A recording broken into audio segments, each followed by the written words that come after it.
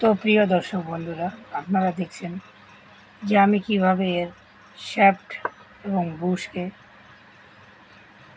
পুনরায় নতুনের মতো তৈরি করলাম। যদিও আমার এটা পুরোটাই লাইভ করে দেখানোর খুবই ইচ্ছা ছিল, কিন্তু দুর্ভাগ্যবশত ওয়েদার প্রচুর পরিমাণ গরম থাকার কারণে, মোবাইল অতিরিক্ত হিট হওয়ার কারণেই সেই লাইভ টেকনিক্যালটি কেটে যায়।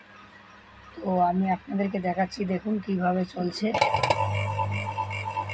তো আমরা সামান্য একটু এটাকে পুরো পরিষ্কার করে নেব।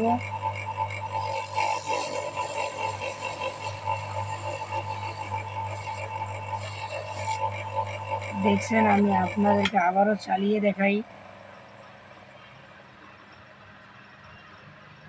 একটুখানি দুর্ভাগ্যজনক কারণে, যেহেতু মোবাইলটি অনেক পুরনো মোবাইল, সে কারণেই ওভারহিট হয়ে লাইভটাকে কেটে গেল। সেই জন্য আমি অনেক আন্তরিকভাবে দুঃখিত। আমার এটাকে পুরো A to Z live proof দেখানোর ইচ্ছে ছিল আমার, কি সমস্যা হয়, কি কারণে এই ফ্যান মোটরগুলো চলতে চায় না।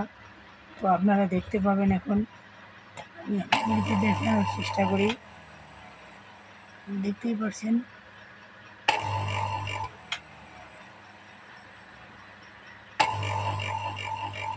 তো অনেক বন্ধুরাই আছেন যে ডান বাম এদিক সেদিক না ভেবে সিধা এই ফ্যানগুলোকে মনে করেন যে এটা ফেলিয়ে দেওয়া ভালো হবে। তো যাদের কাছে অঢেল পয়সা আছে তাদের জন্য তো কোনো ব্যাপারই না, কিন্তু আমাদের সাধারণ লোকের জন্য অনেক কস্টলি হয়ে যায় সেগুলো। কারণ আপনারা যত্ন যদি না করেন কোনো জিনিসের উপর, তো সেটা যেই হোক না কেন, নতুন নেন আর পুরানো নেন, যেটাই নেন না কেন, বেশি দিন সেগুলো টিকে থাকে না। তো সে কারণে অবশ্যই আমাদের প্রত্যেকটা জিনিসের উপরেই, যেমন আমাদের নিজেদের শরীরের উপর যত্ন করা অত্যাবশ্যকীয় প্রয়োজন, তেমনই যন্ত্রপাতি সব কিছুরই একটা যত্ন করা, সেটা কিন্তু আমাদের একান্তই প্রয়োজন। কারণ যত্ন ছাড়া কোনো কিছু জিনিস দেখতে পাচ্ছেন এখন আপনারা এখানে, যে আমি এটাকে পুরোপুরি এখন কিভাবে সেটিং করে দেব, এবং সেটিং করে দেওয়ার পর আমি সেটাকে চেক করার চেষ্টা করব।